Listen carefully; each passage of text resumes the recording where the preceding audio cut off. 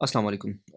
S&P 500 S&P 500 का मैंने last time भी बताया था, क्योंकि वो वीकली टाइम फ्रेम पे था तो एज सच इतना डिफरेंस नहीं आएगा डेली उस पे। तो एक दो हफ्ते के बाद ही समझ में आएगा कि जो हम एनालिसिस कर रहे थे कि वो किस तरफ जा रही है या नहीं। अच्छा, एक चीज़ यहाँ पे क्लैरिफाई करूँ, लास्ट टू वीडियोज़ में एक वीडियो में मैं कह रहा हूँ कि रिलीफ रैली आने वाली है 33,000 तक, दूसरी तरफ मैं कह रहा हूँ कि नहीं, 13,500 या 11,800 का ऑर्डर ब्लॉक फिल होने वाला है।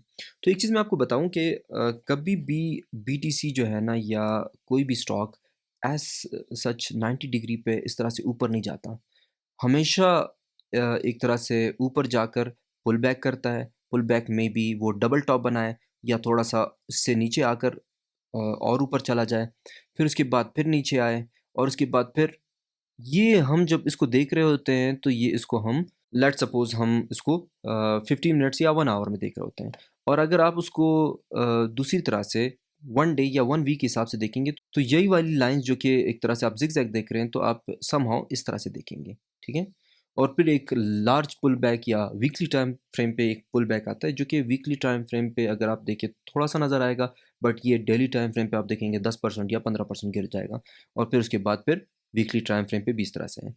और जब आप इस लाइन को फिर मंथली देखेंगे तो ये लाइन और भी एक तरह से, मैं इसको वो करके एग्ज़िट करके बता देता हूँ। इसी लाइन को मैं फिर मंथली के हिसाब से देखूँगा तो ये इस तरह से कोई लाइन बनेगी, ठीक है? फिर मंथली टाइम फ्रेम का अपना बुल पुल बैक होगा, ठीक है? अब ये सारी की सारी चीज़ें जो है ना एक वेव्स में चलती हैं और ये वेव जब आप जितना भी ज़ूम आउट और ज़ूम इन करते हो तो ये बनता है। अच्छा, अब ये जो है ना ये मंथली पे मैं आपको बता रहा हूँ कि ये मंथली पे इस तरह से शो होगा, ठीक है? और जो आपका डेली पे होगा वो इस तरह से होगा और जो आपका अर्ली टाइम फ्रेम पे होगा या 4 आवर टाइम फ्रेम पे होगा, वो ऐसे होगा। तो एक चीज़ को पहले से आप सोच लें कि पुल बैक होते हुए आपने यहाँ पे बाइंग करनी है। ये जो मैं बताने का मकसद है कि स्टॉक किस तरह से ऊपर चलता है या कोई भी क्रिप्टो करेंसीज़ या कोई भी आप वो कह लें, चार्ट्स किस तरह से परफ़ॉर्म करते हैं, वो इस तरह से करते हैं। ज़रूरी नहीं कि आप उसको एकदम 90 डिग्री पे ऊपर ले जाएँ या 90 डिग्री पे नीचे ले आएँ। तो जब मैंने आपको कहा कि 13,500 वाला ऑर्डर ब्लॉक फिल होगा, तो उस टाइम पे आपको मौका ही नहीं मिलेगा कि आप बाइंग करें। तो मैंने पहले आपको बताया कि रिलीफ रैली आने वाली है और रिलीफ रैली से पहले अगर एक पुल बैक आता है और नीचे जाता है, तो आप अपनी बाइंग कर लें, दैट्स इट। बट उसके साथ मैंने ये भी कहा कि ज़रूरी नहीं कि आप 10-15 कॉइन एक साथ ले लें। आप अपनी मर्ज़ी के 2-3 कॉइन ले लें और अपने रिस्क मैनेजमेंट के को अप्लाई करते हुए, ये नहीं है कि आप सारा का सारा एक साथ एक ही पॉइंट पे लगा लें। तो ये हो गया, एक कन्फ्यूजन को क्लियर किया। बीटीसी सेम आपका बुलिश डाइवर्जेंस बना रहा है। बुलिश डाइवर्जेंस के बाद ये है कि मुझे वॉल्यूम एक तरह से सपोर्ट भी कर रहा है।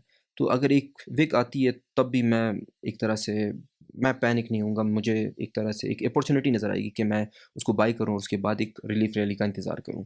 तो रिलीफ रैली मेरे नज़दीक अब काफ़ी करीब है। कभी भी हमको रिलीफ रैली देखने को मिलेगी और हमें चांस ही नहीं मिलेगा कि हम उस ट्रेंड में बैठ सकें। तो सबसे पहले ये है कि आप अपना पोर्टफोलियो देखें, आपके पास कितनी अमाउंट है और उस अमाउंट का 10 टू 15% इस वाले पुल बैक में या यहाँ पे आप लगा सकते हैं।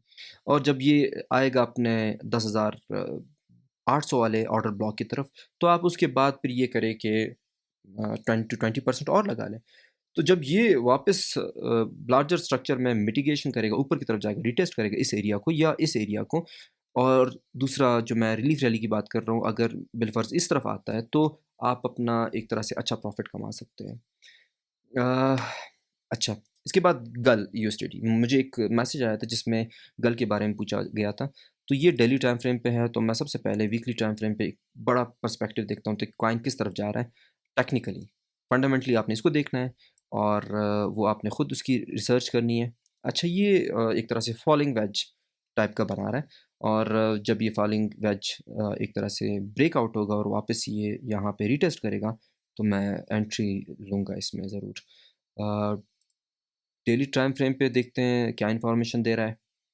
डेली टाइम फ्रेम पे भी एज़ सच कोई ख़ास वो नहीं है, इन बिटवीन रेंजेस हैं। तो डिपेंड करता है, अगर आपने पहले बाइंग की है प्रॉफ़िट यहाँ पे आपको जब ये ब्रेकआउट करेगा उसके बाद जब ये पुल बैक करेगा उससे पहले आप अपना प्रॉफ़िट भी निकाल सकते हैं इस कॉइन से। बट ये है कि राइट नाउ मेरे पास इसके बारे में मैं इतना शो शॉर्ट नहीं हूँ कि मैं इस स्टेज पे इसको बाय करूँ या ना करूँ। मैं इसको देखूँगा कि मुझे प्रॉपर एक अपॉर्च्युनिटी नज़र आएगी, तब जाकर मैं इस कॉइन में इन्वेस्ट करूँगा। अच्छा एलिस, एक हार्मोनिक पैटर्न, अच्छा दूसरा लॉन्ग टर्म फ्रेम पे इस तरह। एलिस एक कॉइन ऐसा है कि जिसमें मैं बज़ाते खुद इसको अपने पोर्टफ़ोलियो में ज़रूर रखने की कोशिश करूँगा, चाहे जितनी भी अमाउंट उसको मैं दे सकूँ। इस टाइम पे परफ़ेक्टली एक तरह से एक्यूमुलेशन ज़ोन भी चल रहा है और एक अगर छोटे टाइम फ्रेम में देखें तो एक तरह से फॉलिंग वेज भी लग रहा है। दोनों सूरतों में इसका जो टारगेट होगा वो अराउंड 7 टू 8 होगा। इनिशियल टारगेट जो मैं बताऊँगा, अगर इसको ब्रेकआउट करता है तो ये इनिशियली इसके पास जो अचीव करने वाला टारगेट होगा वो 7 टू 8 होगा। तो बड़ा अच्छा प्रॉफ़िट है, 8 टाइम्स है। मैं इसको ज़रूर एक तरह से टेस्ट करूँगा। 1.2 पे इस टाइम पे है, तो अगर 0.5 पे भी आ जाए तो मेरे पास ये है कि डीसीए करने को अगर मैं रिस्क मैनेजमेंट को अप्लाई करता हूँ तो मेरे पास एक और अमाउंट होगी जो कि मैं उस वक़्त इंजेक्ट करूँगा और उसके बाद समहाउ कॉइन्स ऊपर जाते हैं तो देखते हैं कि ये कैसे परफ़ॉर्म करता है ये कॉइन।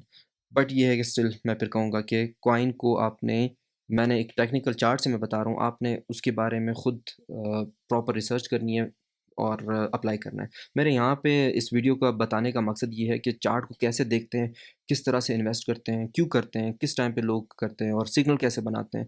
तो मेरा बेसिकली इस वीडियो को बनाने का मकसद ये है कि चीज़ों को समझें हम। ये नहीं है कि आप इसी चीज़ को अप्लाई करें और बाद में ये कहें कि मैंने तो आपकी बात मानी थी, मेरी बात नहीं मानी आपने।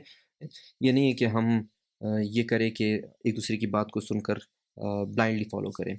मैटिक मैटिक मैं काफ़ी लोग इससे एग्री ना करें, बट मैं मैटिक के बारे में बहुत ज़्यादा पॉज़िटिव हूँ। मैटिक अपना समहाउ बड़े टाइम फ्रेम पे हार्मोनिक भी वो पूरा कर चुका है। एक तरह से वापस अगर रीटेस्ट करता है या नीचे थोड़ा आता है स्ट्रक्चर ब्रेक होने के बाद, डिपेंड करता है कि ये 0 पॉइंट इस रेंज में अगर ये उठता है तो ये बहुत ज़बरदस्त एक रैली देगा। अगर ऑल्ट सीज़न आता है तो हमारे पास एक अच्छी इसमें रैली देखने को मिल सकती है। तो अराउंड 3 तो इसका टारगेट ईज़िली है। मैटिक को मैं बड़े कॉइन्स में डालूँगा जिसमें मैं ज़्यादा इंटरेस्टेड हूँगा। मैटिक है, एलिस है, एलिस में मेरी अमाउंट कम होगी मगर मैटिक में ज़्यादा होगी। बट ये है कि ये कुछ कॉइन्स हैं जिसको मैंने कहा डिस्कस करते हैं और अच्छा इसके अलावा अगर कोई भी कॉइन आपको ज़हन में है और उसकी एनालिसिस चाहते हैं, टेक्निकल एनालिसिस चार्ट पे किस तरह से दिखाई दे रहा है, बुलिश दिखाई दे रहा है, नहीं दिखाई दे रहा है, शॉर्ट टर्म पे कैसा है, लॉन्ग टर्म पे कैसा है, आप सब पूछ सकते हैं क्योंकि शॉर्ट टर्म पे मे बी एलिस नीचे की तरफ जा रहा हूँ, इस तरफ आ रहा हूँ। बट ये है कि लॉन्ग टर्म पे मैं देख रहा हूँ कि उसके अंदर काफ़ी पोटेंशियल है। तो आप शॉर्ट टर्म भी पूछ सकते हैं, आप लॉन्ग टर्म भी कोई कॉइन पूछ सकते हैं। तो कोई कॉइन भी हो तो आप कमेंट बॉक्स में मुझे बताइएगा। Thank you.